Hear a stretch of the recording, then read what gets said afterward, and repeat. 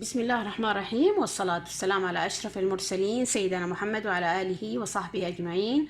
السلام عليكم طبعا الكرام وحبابكم ألف، ومرحب بكم في فيديو جديد. اليوم هعمل معاكم السمن بإذابة الزبدة، وطريقة سهلة وجميلة وعليها إضافات بسيطة.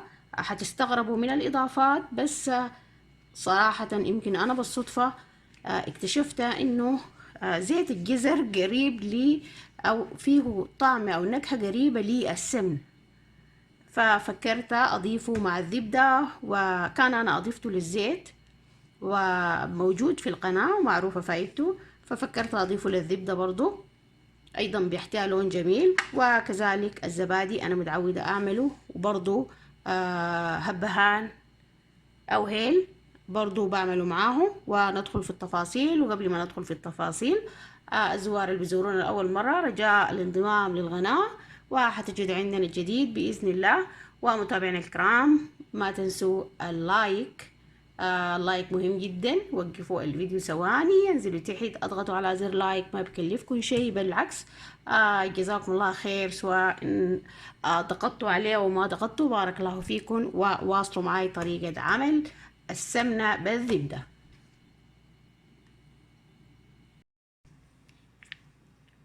يلا وضعنا آه مبشور الجزر، بشرت الجزرة وضعتها، وده الهيل برضو خطيت حوالي ملعقة كبيرة هيل، والزبادي وكلهن، وهحطهم في حلة أو في قدر على النار وأخليهن يغلوا، وأراقب الحلة ما أبعد منها لغاية ما تغلي كل الزبدة وتتحول بإذن الله إلى سمنة برائحة زكية وجميلة جدا. تابعوا معي.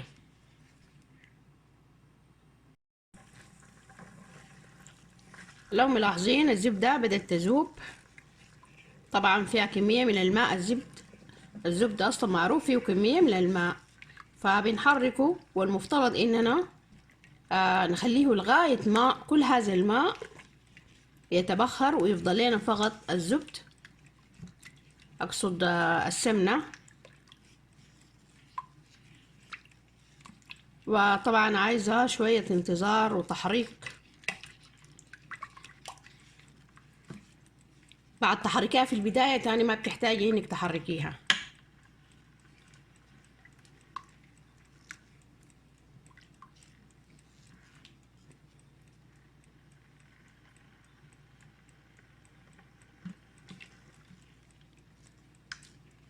بجد بيطلع نتاج جميل جدا ورائحة ذكية جدا، وأرخص كتير من اللي بنشتريها من السوق، وأجود، لا فيها زيوت مهدرجة ولا فيها مواد حافظة.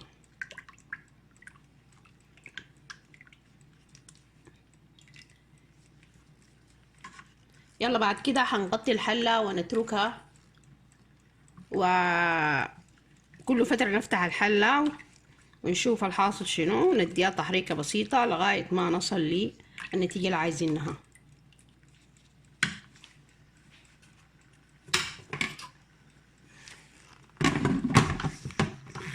استعملوا أي نوع من الحلل العادية الستيل في البوتاجاز عادي جدا.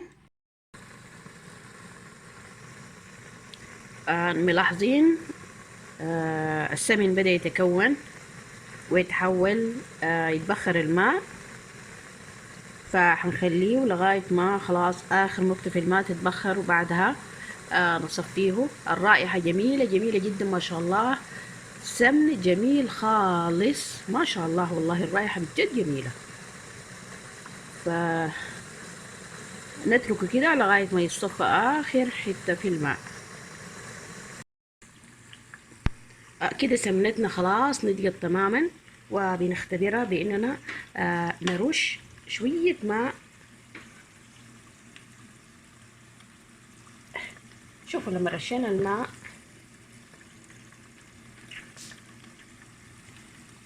زادت الفقاعة، ملاحظين؟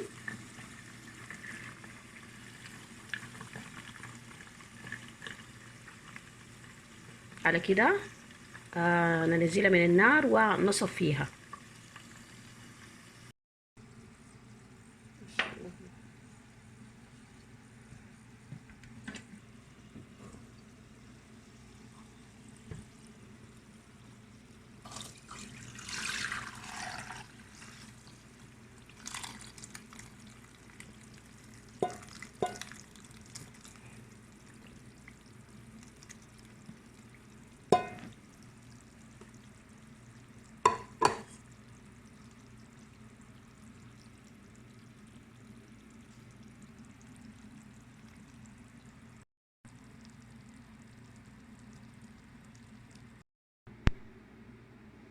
وكده بنكون حصلنا على أجمل سمنة، ما شاء الله، رائحة جميلة وذكية وسمنة اقتصادية وكثيرة ووفيرة الحمد لله. ممكن إذا عندكم سمن أصلي تضيفوا كم ملعقة، ولكن والله لا يحتاج، رائحته جميلة جدا جدا. نفذوا الفكرة وادوني رأيكم في التعليقات، وأترككم في أمان الله وحفظه. استودعكم الله، فتكم بعافية.